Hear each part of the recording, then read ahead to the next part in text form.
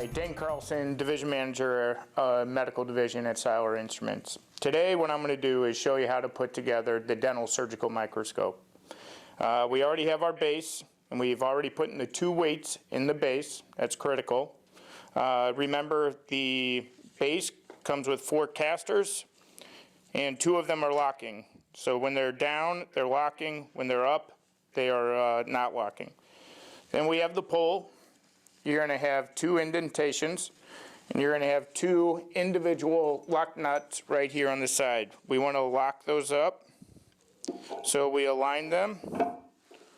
The only tool that you need for the entire dental surgical microscope is a Allen wrench set.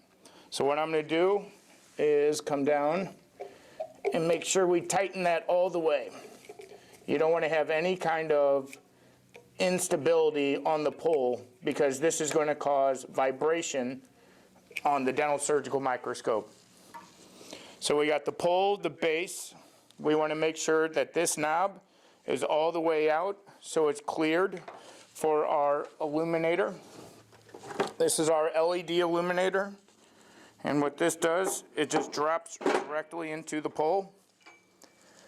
Second part, we're going to have our long pantographic arm. We're going to take our arm, again, make sure the knob is all the way out so there's clearance. We're going to drop the long pantographic arm in. The illuminator comes already set up with the LED power cable inserted in it, so we don't need to do anything with this. This comes all one piece. The second portion is going to be your 6-inch extension arm. Again, make sure that this is all the way down and has clearance. And you're going to move this and pop that in. And you got your white locking knob.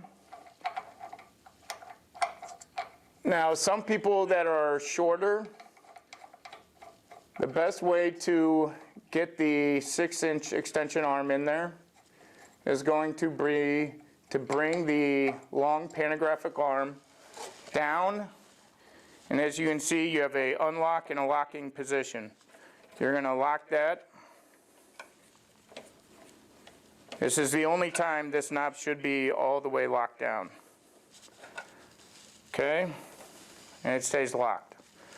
However, once you put on more weight, you want to make sure that you will unscrew the locking portion, because we always want the microscope to move in a nice, beautiful movement. Again, make sure this knob is all the way out. We do have some locking pistons. So the optic pod comes with the 45-degree coupler. This is called the 45-degree coupler, already attached. All you do, remove the white knob.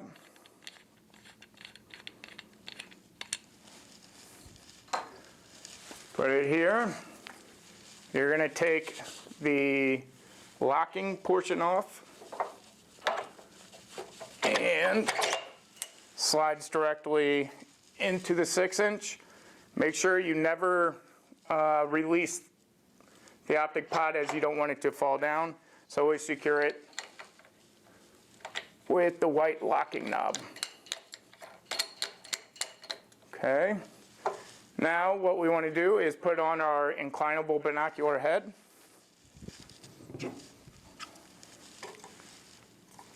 Again, this knob, we want to make sure is all the way out, and this has a little slot. We line it up into the slot, make sure it's secure, lock it in. Okay. And right now, we're going to put on the objective lens, which typically comes with the microscope. So what you want is, we come with a 250 millimeter standard. Remember, you can put on a 300, 400, 200, or 175, depending on the working distance. And this will just slide on directly on the optic pod, and you just lock that into place. Alright, now we have the LED power cable. The LED power cable for cable management, we're going to slide this through the pantographic arm, bring it to the other side, and the LED is directly here on the optic pod. So what you want to do is you have a little set of numbers and a little hatch up on top. You want to make sure you match that specifically to the allocating pins.